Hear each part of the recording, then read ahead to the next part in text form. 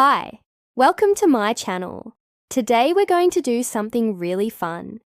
We're going to pretend that we are the Kucameleon, and if you don't know who the Kucameleon are, well, they are a race of tiny colorful aliens that build incredibly huge spaceships out of popsicle sticks and tape, then rocket them into outer space, where they explore the universe, looking for planets that they can call their own.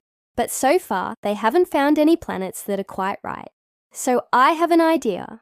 Why don't we help them find the perfect planet by building one from scratch? Now, when the koala came along, he was in a really good mood. He had just finished watching an episode of his favorite space show called Galactic Cops, and he couldn't help but feel inspired.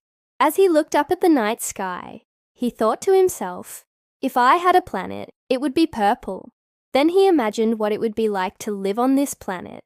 There would be no rain, only sparkling rainbows that fell from the sky once a week to water the land. The trees would be orange and the flowers would be blue, and all the animals would have 6 legs and 3 eyes. And the funniest rule of all, everyone must hop. As he lay there thinking about his planet, he started to draw pictures of it in his spaceship control panel. First, he drew the sky with all the pretty rainbows.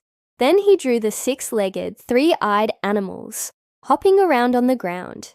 But he knew that his planet needed a name, something that would describe just how perfect it was. So he thought long and hard about it.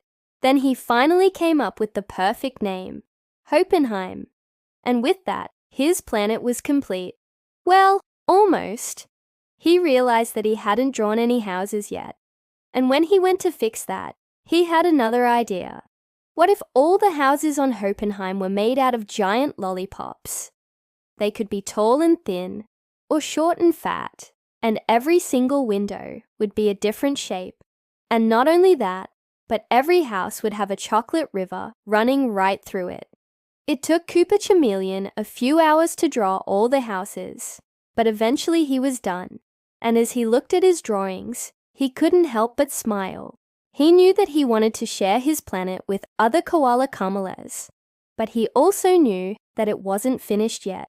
It needed something more, some kind of special attraction that would make it unlike any other planet in the universe. And that's when he had it. A giant slide made out of pure rainbow energy that would start at the top of the tallest lollipop house and go all the way down to the chocolate river. Whoever rode the slide would feel amazing. At last, Kucameleon finished his planet. He colored the trees orange, the flowers blue, and the rivers chocolate. He drew all the 6-legged, 3-eyed animals hopping around, and as a final touch, he added lots and lots of lollipops. When he was done, he stepped back to admire his work. And as he did, he couldn't help but feel proud. He had created something truly special, a planet full of joy, happiness, and most of all, chocolate. But now it's time for you to take over. What color would you make your planet? What about the weather or the creatures that live there? Maybe you want to add some funny rules. Everyone must wear a hat or everyone must dance. The choice is yours. So grab some paper and draw your very own planet. And remember, there are no wrong answers here. Only you know what's best for your planet. So what are you waiting for? Go have fun and be creative. I can't wait to see what you come up with. Take your time, think of all the possibilities, and draw a planet that's truly yours. Who knows? You might just inspire the next generation of cool cameles. Thank you for watching.